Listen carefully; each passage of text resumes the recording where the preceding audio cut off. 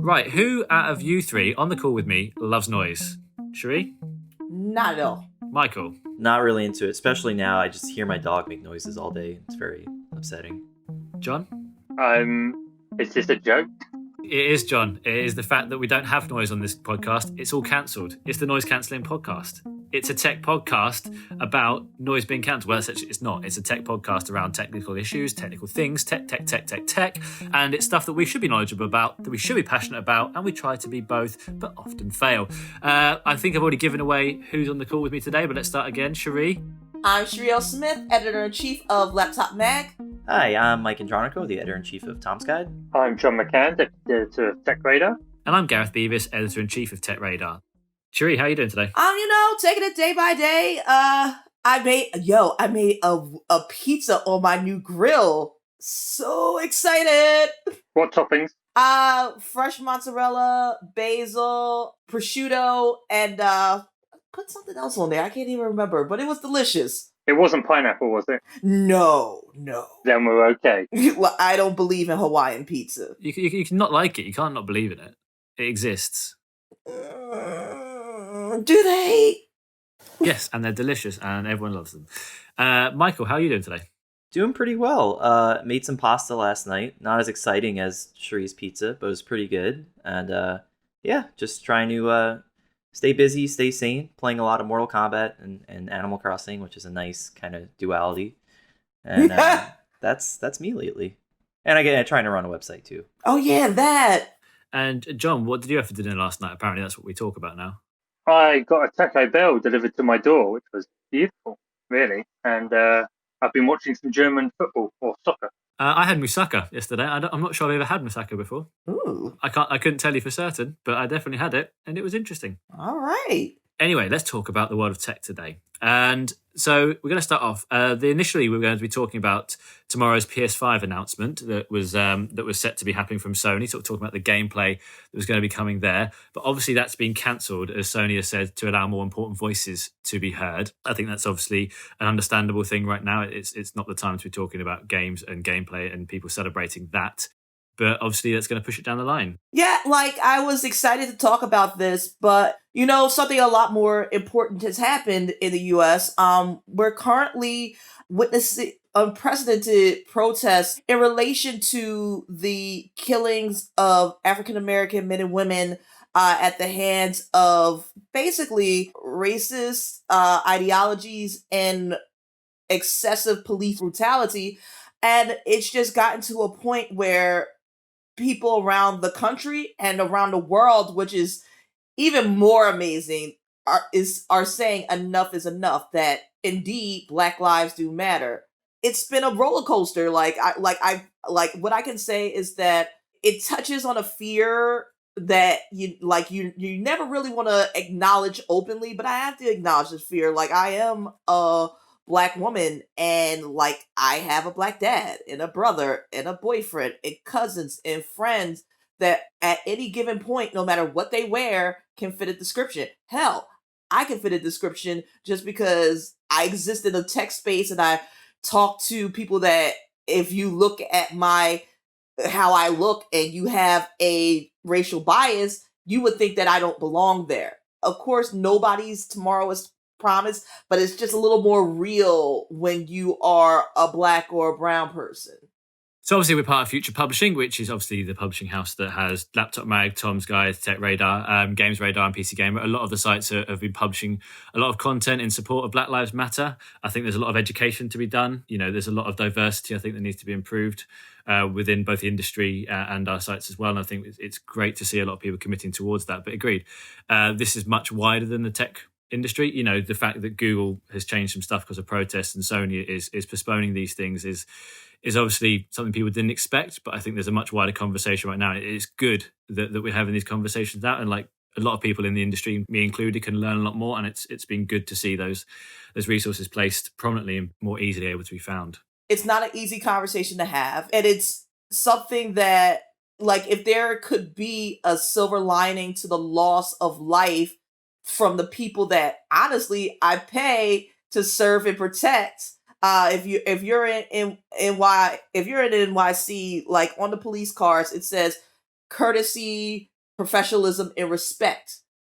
A lot of us don't get that just based on where your zip code is and what you look like. But yet, I've been a law-abiding citizen since I've started working at 14, and to know that those same rights, that same courtesy and professionalism and respect does not extend to me any given day, it's uncomfortable to talk about. I'm hoping that this won't fade, and because that's been the problem. Like, there's been outrage, but there hasn't been any reform to make this not happen again. And I like what I've been really heartened to see this time is that I've had so many of my non-black friends and colleagues reach out to see how I'm feeling, see if I'm okay, and ask how can they support. And like having it, like honestly, it's having those tough dialogues. It's doing the research. Like, and for us, like for Laptop Mag, it's my personal responsibility and my goal to make as diverse a newsroom as possible, because diversity in journalism only makes the tapestry of our facts and reporting and our viewpoints that much richer. It's just common sense to amplify those voices and find them. So that's what I'm going to be doing for my little piece of the world that is Laptop Mag. Really just working to find those voices that are ready to talk about tech now, and to continue my mentoring work, continue to go to high schools, continue to go to elementary schools, and let kids know that this job exists. Like, hey, you too could one day be editor of your own publication. Yeah, and I think, we've got 3 editor-in-chiefs on the call right now. I keep saying call, like the podcast, but because we can't be near each other, it's a call. We get to look at each other on a Google Hangout. But I think as editors-in-chief, I think that it's not just Laptop Mag, it should be all of us that is constantly aiming to improve diversity and increase, I said, the variety of voices that can be heard. And I think, we absolutely support that, and we pledge to do the same thing. And I think what's also really refreshing is that all these companies are reaching out and making these statements, and it's a good first step, but I'm hoping that the pressure will be on these companies to do more than make a hollow statement. Like, for instance, Ben & Jerry has always been about racial injustice. Like, so while some people are like, yeah, like Black Lives Matter, Ben & Jerry's is over there with a carton of Chunky Monkey. Like, yeah, so time to burn down the establishment? Are you ready now? Would you like some Chunky Monkey as we tear it all down? Like, yes, Ben and Jerry, all of that. And on the gaming side, Square Enix, I think, has donated like $25,000 towards Black Lives Matter and similar causes and charities. So it is heartening to see companies put statements out, postpone events, be thoughtful, be empathetic.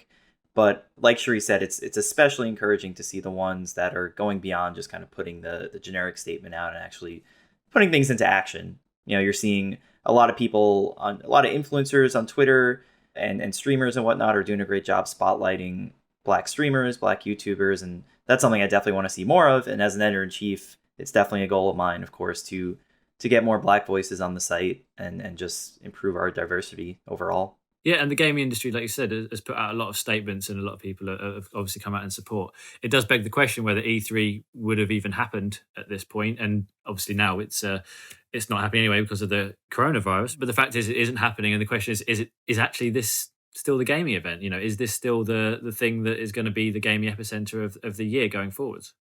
I sure as hell hope so. Like, I love a good show, and E3 is a show that celebrates one of my oldest passions, gaming. So I can't see not having another E3, but I definitely know that this is the beginning of a seismic change to how the show is done. It might coalesce into a totally new E3 that isn't in LA, and I'd totally be fine with that as long as it's not in New York, because I don't need, as much as I love you all, I just don't need all of that traffic when I'm trying to get home. I'm just going to be real.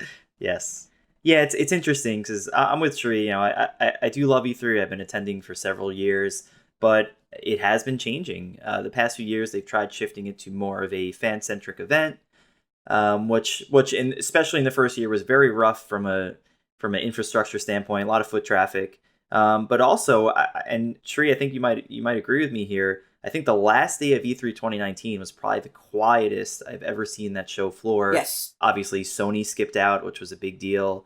So I think more and more developers and publishers are realizing they could go the online only route, have their own Nintendo Direct style Sony State of Play event. And now, I mean, in the backdrop of coronavirus, of all the shows that are being canceled, I'm actually not entirely convinced that E3 will come back next year, given the trajectory it was already on and the way things are evolving. I'm actually not sure if it'll come back, or if it will, it may be very, very different. I am hoping that this will be a reset to making it into a true trade event again. Because with bringing in the fans, as fun as it is for fans, like, I'm literally there to do a job. So my inner Jersey girl, New Yorker comes out when I'm trying to get to my appointments. And God bless you, Callie, and your laid back lifestyle. Like, they're just walking so sweetly, like, oh, I'm here. I'm willing to wait on this line for who knows how long to play a snippet of this game. I'm like, move out of my way before I rend your soul from your body. I have a 10, 15 appointment. Like, like, I'm hoping that like, the show will have to be smaller, because just on the strength of, we're still going to be very, very cautious for COVID. Like, it's not going to be feasible to have all those people there. And when they started opening it up to fans, the security got so tight, because, like, you have unsavory elements like Gamergate, which, let's be real, they're still there. We just learned to start ignoring them. And people disgruntled by their favorite game. Maybe they didn't get that custom skin, and now it's time to take it out on everybody there. So security has gotten increasingly tight. So I'm hoping that this will reset it, make it smaller, make it an industry event, which it was meant to be. Because I've also talked to vendors, and vendors aren't really, like, they love the fans, but they want a show that they can get easy access to press. Like, okay, here's this game, like, here's maybe an hour of it, like, let's talk about it. And like, it's hard to do that. Like, one vendor, the first year that they let fans come in, they had hardware stolen. A first for them. Like, before, you could just leave your stuff out, and like, at the end, when the show closed, everyone left, they went to their parties, went to go write or whatever they were going to do. But like, things were being stolen because, like, people are so excited to be at the event, and they want their own piece, for better or worse. I think we are seeing a trend towards smaller events as well. We've seen over the past few years manufacturers spinning off away from the big events. Sony skipping out last year, and they were going to skip out this year had it gone ahead. But if you look at CES, MWC, IFA, other big trade shows that happen, the names like Samsung, Huawei, Apple have always stayed away. And because they are now realizing the value in a standalone event, you get a much better chance to show your wares without having to compete with all of your rivals at the same time. And that means that we are getting more events, as it were, throughout the year, which is kind of nice from a tech perspective, because I always like a launch, new products coming out, something to write about, especially when readers are really engaged as well in the new products, and sort of almost the hype cycle leading up to it as well, and then the launch itself. So to have more of those standalone events is really nice from sort of a nerdy, passionate sort of perspective, but it does take the shine slightly off the bigger events. And like you, Sherri, I love a good sort of trade show, and CES, but CES for me has felt a bit stale the last few years. If you struggle to walk out CES going, this product stole the show or something, it sort of lacks that real, like, wow moment, I feel, in recent years. And I'm wondering if we're going to just see more of that with all of this sort of remote.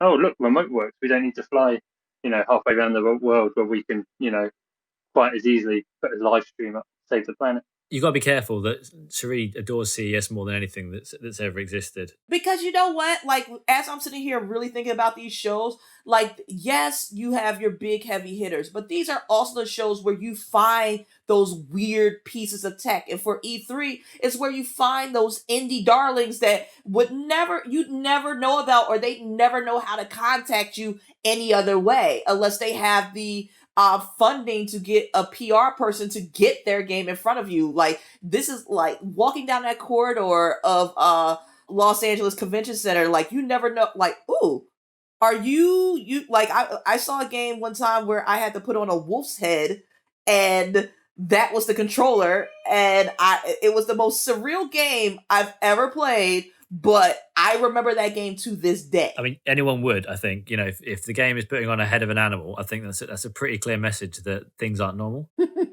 We talked about it just now briefly, but also the Android event has been delayed because of the protests. And at the event, we were thinking we were going to be seeing a little bit more in terms of the reveal of the beta, in terms of Android 11 coming to smartphones, etc.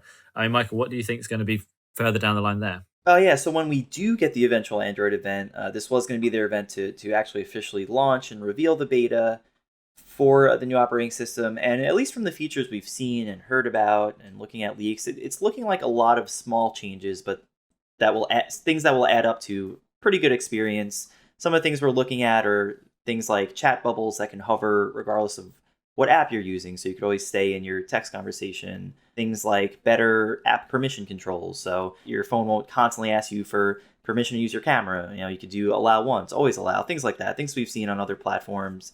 I think a big theme with Android 11 is kind of supporting new technologies. It's going to be better optimized for foldable displays. There's going to be better refresh rate options for things like gaming and streaming from Google Stadia.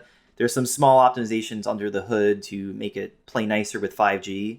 So I really think Android 11 is just kind of getting ready for the next generation of phone technology. I always find these events are so annoying in the sense of when you talk about that stuff, it sounds hella boring, just like, Yep. app permissions and refresh rates and it gets ready for, more readiness for foldable phones. Then you explain what kind of stuff this actually means. These app permissions genuinely allow you to have control over your phone. And people go, oh, actually, I do kind of want that. Thanks. And, refresh rates, you show two phones side by side. Look how one this scrolls so much nicer. That does look better. I want that. And it's there's so many things and this is why sites like TechRadar.com are there to exist to help you understand these things. But it helps you in terms of translating this. I think that's always the trickiest thing. These stuff, they are really interesting nuggets. And they do some really cool stuff, but it just doesn't. It never sounds interesting from the outset, does it? Yeah, I think, and that's the thing with a lot of these developer-focused events, and that's how a lot of us felt watching the PS5 deep dive in March, which was I thought was kind of excruciating. As brilliant and wonderful as Mark Cerny is, and as exciting as the technology is, I feel like that's something that could have been sent to developers separately and maybe given us just a quick 5-minute presentation on here's what the SSD actually means for games. Here's a game loading in real time. Here's a ray tracing demo. So yeah, I think messaging is key. And, obviously we have WWDC coming up on June 22nd. I think Apple's generally better about making its developer conferences a little more mainstream friendly. So we'll see there in terms of what we'll get from iOS 14 and watchOS 7. But I agree that, a lot of these developer presentations can be kind of hard to watch for the everyday person. And it's a shame that we're not getting new hardware as well. I mean, there were originally some rumors, John, weren't there, that the Pixel 4a might be turning up, but you don't think it's going to be here now, right? Well, no. If you look at last year, the Pixel 3a turned up on May 7th, which was 7 months after the Pixel 3 arrived, which would have meant that we were looking at sort of a May 12th date for the Pixel 4, which would have been the start of Google I/O, which was then cancelled because of COVID. And now the actual release date is a bit more up in the air. There were rumours that June 5th, which would be in 2 days' time, but we've not really heard any follow-up on that date since. So that's seeming less likely because usually we get a bit more of a buzz around potential events coming up if they were really just 2 days away. The other rumour at the moment is July 13th. That came from John Prosser, a leading tech analyst and leaker. He tweeted that on May 21st. But yeah, he's saying July 13th is the new date that Google will use, that will get just one model. Apparently there won't be an XL model as there was last year, and it will be a 4G only phone, no 5G, which isn't a shock. It's Google's mid-range. around $399. We're going off the pricing from the 3A last year. So yeah, we look like we're probably a month away from it still. If you look at other rumors, apparently Google is ready to ship them. The units are ready. They're basically waiting for a better global situation in terms of the markets reopening and commerce basically starting back up a bit more. I mean, the Pixel 4a is always a weird phone. I mean, for people that Google Pixel still isn't like, the worldwide brand that I'm sure Google hopes it would have been. Like, it's known, but it's not like, the primary consideration alongside your iPhone or your Galaxy. And I think the Pixel 4a always, the A series of the range, always confuses things because it's got so many of the good features and yet is a lot cheaper. And you're sort of like, well, why do I need the main one? There's so much going on there. Yeah, it's a great entry point for those looking for a smartphone if they don't want iPhone. Basically, it's going to be a rival to the new iPhone SE, which arrived, was it last month? So long ago. Everything's from so long ago now. But it's basically the rival to that, an affordable-ish, flagship-ish phone. But really, what it's going to focus on is the photography aspect. Google's AI behind the scenes, its image processing is top-notch. So while it will only have, by the looks of it, a single lens camera on the rear, the quality you're able to deliver through that is actually quite impressive, and it has been in the previous generation of handset. And we're expecting more again this year with slight bumps in RAM, screen size, and battery backing that up as well. But it does make an interesting juxtaposition versus the flagship Pixel 4, which is a chunk more expensive and, on the face of it, not wholly different. Well, what if you took that money for the Google Pixel 4a and instead I offered you what I'd like to call an anti-5G quantum machine? I mean, I'm not entirely sure if that is technically possible, Gareth. Tell me more. What a slick segue. No one saw that. So this is a fun story this week. There has been, some people have been trying to sell what they called anti-5G quantum machines, which turned out to just be 128 megabyte USB drives. This was a story where people have been... with a sticker on it. Well, don't ruin it. Don't undersell. So it's obviously the idea that people have been launching devices that and they're called quantum holographic catalyzer technologies, went on sale in the UK for £283, and that it could ideally protect your entire home from 5G. But a stripped down test, they found that the device was actually just a USB stick with a sticker attached and offered no protection at all. I think that kind of makes sense, right, Sherri? Listen. Never underestimate the power of a good sticker. Number one. Two, I cackled so hard when I read this story. 5G has already been here. Like, we're already here, folks. Like, the conspiracy theories that have come out about 5G, I have to laugh to keep from crying. Also, kudos to this company for basically making a techie version of a tinfoil hat. The scam artistry of it all is just, it's breathtaking. But seriously, 5G has been here. Like, it's definitely in the United States in limited functionality, and I just don't know when globally we just decided to turn back the clock on evolving our tech. Like, what's next? We're going to start burning people at the stake for, like, hey, let's talk about 6G. He's a witch. Like, what's going to happen when, while I do think that something should be taken very slowly because I do not want Skynet, 5G is not going to be the harbinger of doom. It most certainly does not cause coronavirus. It most certainly doesn't cause cancer or radiation or any of the other things that have been floating around here. It's just a way to make sure that you can stream your movies and your games and all that good stuff just a wee bit faster. I mean, the thing, like, 5G is in the spectrum, the radio spectrum. It's just like it sits below light. Light is technically more dangerous here. In terms of the fact that it goes through the spectrum, it goes that way, and it's like it's proven to be safe by so many different multiple bodies. And always things like this should be tested. But the idea that 5G is any different to 4G or any of the previous, radio waves that come out of phones that are emitted. It's just crazy. 5G phones are coming, 5G laptops are coming. There's so much going to happen with this game-changing, groundbreaking technology, and it would just be a shame if it was derailed by the fact that people are feeling like there's a problem with it, that 5G is going to be this harbinger of doom, when actually it's just, you know what, a really good way to get more of what we do in our daily lives more easily. Well, on that very excitable note, let's take a break, shall we? So, you know how my dad loves his podcast, Sherri? And he says, I spoke to him last night, he's a big fan, except I do think he's a fan of you rather than me. I mean, that's the right decision. It's a choice of taste. But that does mean we've got Father's Day coming up. It's the 21st, in case you had forgotten, like I had. And it just so happens that this week's sponsor of Noise Cancelling Podcast is Mack Weldon, which handily has the tagline, Mack Weldon is better than whatever you're wearing right now. Ooh, I'm always wearing the best. Well, maybe this one isn't just for you then. Don't they do underwear? Well, Mack Weldon does indeed claim to offer industry-leading underwear. It's got silver in it to make it antimicrobial and smell great, and it actually has a special process to make the material more comfortable and soft than ever, which we all want on our skin.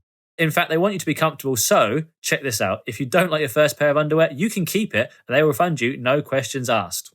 I am always a fan of clean-smelling bait and tackles. Always. But wait, okay, I mean, that's one thing, but there is more. They have got socks, they've got shirts, they've got hoodies, they've got underwear, as we've talked about, and there's also the new adjustable Storm Chaser rain jacket. You know what? Even their workout gear is made to be more comfortable, which isn't always the case, because I know you can't see me properly, obviously, right now, but I'm still feeling a lot of chafing from recent workouts.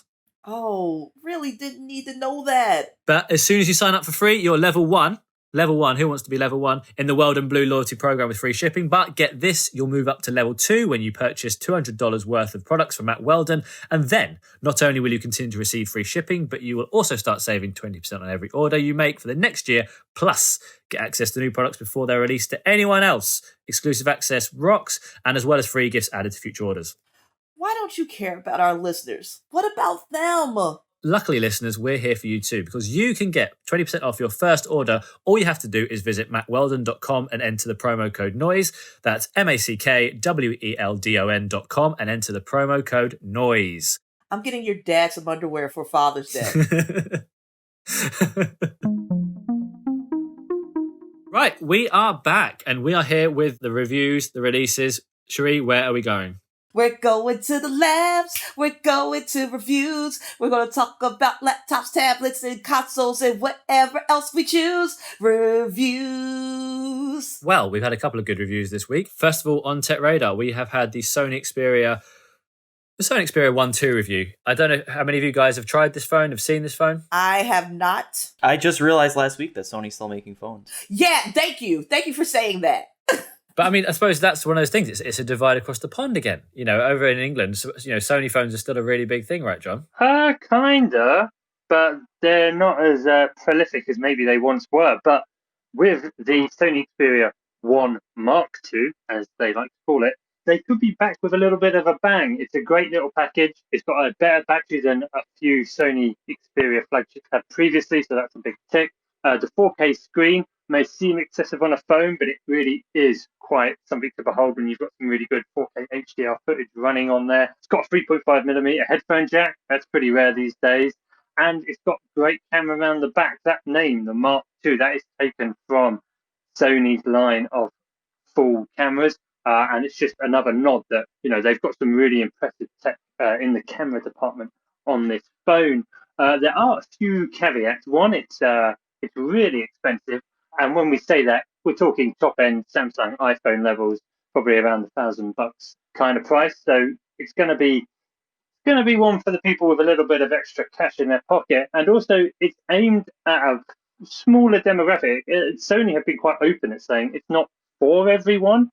They're aiming it more at content creators, streamers, YouTubers. It's that sort of on-the-go device that you can grab video with, you can stream with, you can edit with, and that's really the whole angle they're going with, which is interesting. It'd be even more interesting to see how many people actually jump back on board. Yeah, I mean, Sony's always been an interesting one, right? In terms of the tech that they have, the tech that the phone possesses is always like really top end. Like I went to see their headquarters in Japan a few years ago, and you can see such passionate engineers that are working on the camera, on the screen technology, on the audio. There's so much, that Sony's got heritage in, and you just sort of think, how has there not been like an amazing top end phone? I feel like it's it's one of those things actually quite sad about the phone industry right now, that all this top end tech is now, they've realized, what, we haven't been able to make a phone that really appeals to everybody right now. So let's target these YouTubers and people that want to make content.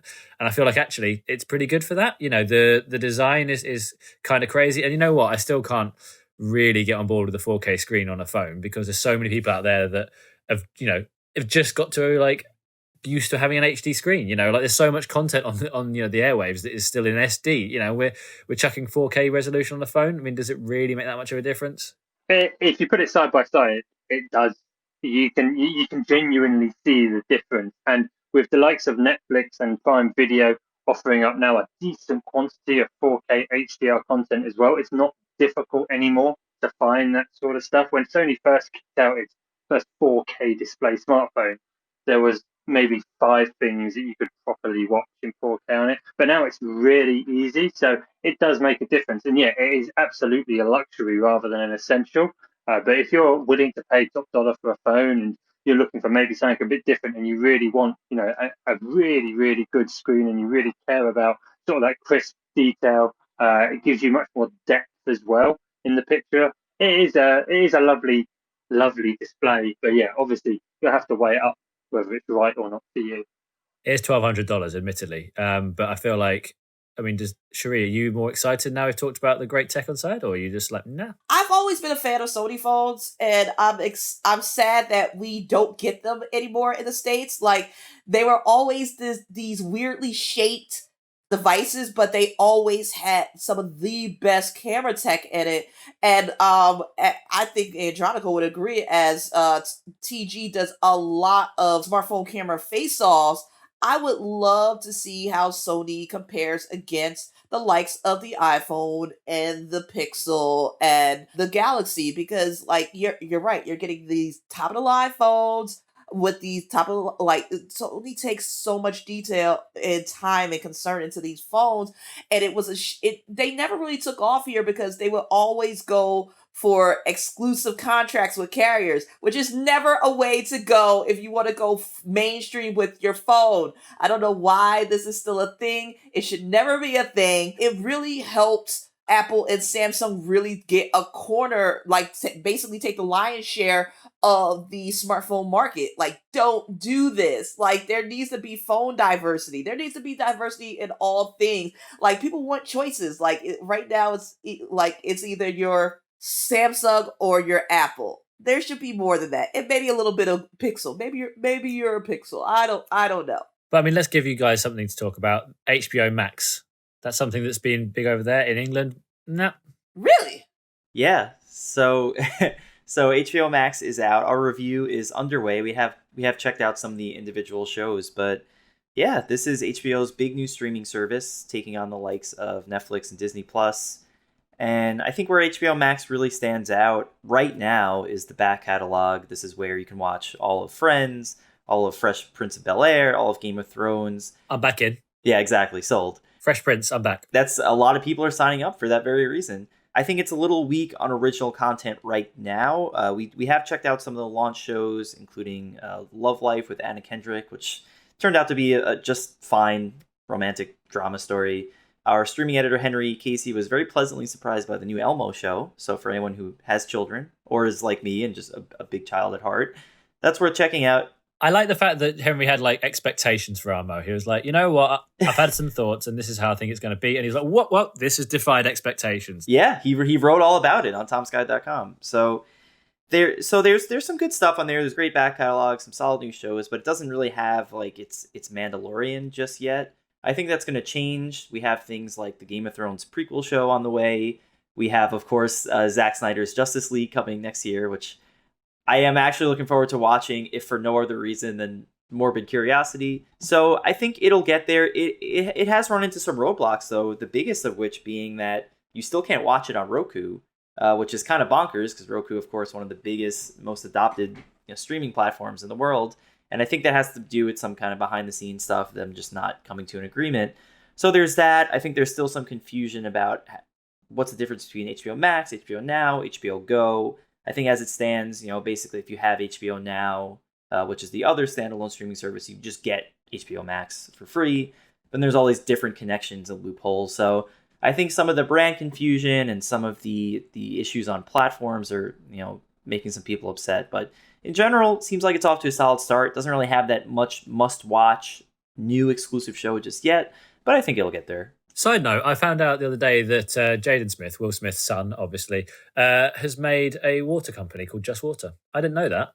Oh, yeah. Yep. Yes, that company has been in fruition about the same time that we start learning about the Flint water crisis. That he's been setting up stations throughout Flint, Michigan to give free water. Yeah, I mean, it just surprised me. I didn't see the world going down that road, but it's actually seems like quite a good enterprise. Nothing to do with tech, just found out this week on a podcast. All right, today you learned. But back really quickly on HBO Max, I am excited. Like, my friends and I are really looking for, I think we're going to sit down today and watch Legendary, which is the ballroom competition, which is perfectly apropos because not only are we in Black Music Month, we're also in Pride Month. So happy Pride to my LGBTQIA folks. We see you, we love you, and let's get down to business. Let's do this hard work. But I am so excited to actually have a show that gives you a taste of what ballroom culture is, which, if you're not familiar, it's extravagant. It's dancing, it's pageantry, it's a competition, and it is so fun to watch. And they're going to have really cool judges like Meg Thee Stallion, and it's just going to be an extravaganza. So my friends and I are supposed to start watching today. I cannot wait.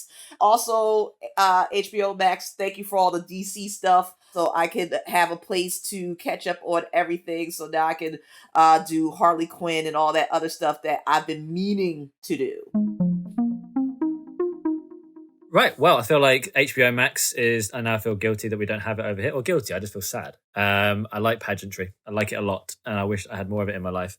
But I feel like it's time now to change this from a positive world to a negative world. So, Sherri, where should we go? We're going to unpopular opinions. Let your hate unfurl. What are we going to hate on this week? I don't know. I'm excited though. Unpopular opinions. John, Command and Conquer. So, yes, after many, what feels like years, but probably more months of waiting, we're finally going to get the remastered versions of Command and Conquer and Command and Conquer Red Alert, which appear to be pretty much true to the originals in everything apart from the actual graphics, which have been upscaled to 4K. Now, we're not talking about lifelike Grand Theft Auto, Red Dead Redemption style graphics. It's still very much the top-down base builder battle, but just brought into the 21st century. And for me, someone who grew up with that game and absolutely loves it, I'm all for these sort of retro remakes, which are true to the original games. You're not going to put in like a load of microtransactions or anything to really get in the way, or how we've seen some game franchises transition to mobile, and it's just not what you'd expect from that particular franchise, and it sort of loses it. So another game which is basically the same game that I played, I don't know, 15 years ago, but will run on my modern day computer and look better. I'm all for that. Yeah, John, I'm with you there, because even with all the crazy stuff coming out this year, my most anticipated release is probably Tony Hawk's Pro Skater 1+2. Despite being burned by the franchise, with the last few releases, that's one of my favorite series of all time, if not my favorite. And as soon as they put that trailer out and they said that, the classic soundtrack is back, classic levels are back, classic skaters, it just ignited so much nostalgia. And if it plays well and it looks as good as it does in those trailers, I'll be really happy. And yeah, that's the exact kind of game I could use right now. Just kind of a simple escape, going back to chasing my high scores from when I was 13 years old. So yeah, I'm with you there. I'm still, even with all the cool new stuff coming out, I'm definitely a sucker for a good remaster. I mean, I think the remaster is the hard bit, though, isn't it? Because what you don't want to do is, well, you pick up an old game and you play it again. Like, I was literally playing Sonic the Hedgehog 2 the other day, just on, got a PlayStation controller, I've got an iPad. I'm like, look, I can do this now. It's crazy. And I was like, why did I like Sonic? Like, this isn't that great of a game. Like, there's so many different ways to go through. I'm like, I don't know if I've completed it. I'm like, am I going to the end? Have I got enough rings? And it's like, I remember the joy of playing it when I was younger, and suddenly that's just disappearing. And I feel like remastering stuff, you have to both be absolutely true to the game, but at the same time completely change everything so it feels like it's new and it's exciting and it's cool. I don't know if that's possible. I don't know if there's ever been a game that's remastered amazingly. Sherri, you're going to disagree with me? Cool. Yes, I am, because that is Final Fantasy VII Remake. They true. totally rebooted that game. Like, because when I heard it, like, wait a minute, you don't even get out of Midgard. I was up in arms. I really was, but I still played it as Square Enix was going to get my money one way or another. It's Final Fantasy VII. It's the game that really cemented my gamer status as a teenager. Like, okay, this is a deep story. This battle system, I'm with it. And they gave me even more of that. And now with voice acting, and you really get a feeling for who these characters are and like the deeper motivations. Like, Square Enix did such a great job with this remake. I cannot wait. Like, every time that they come out with a new episode of this game, they will get my money. It is guaranteed now. I'm going to bring you down now. Tell me about Apple's price hike.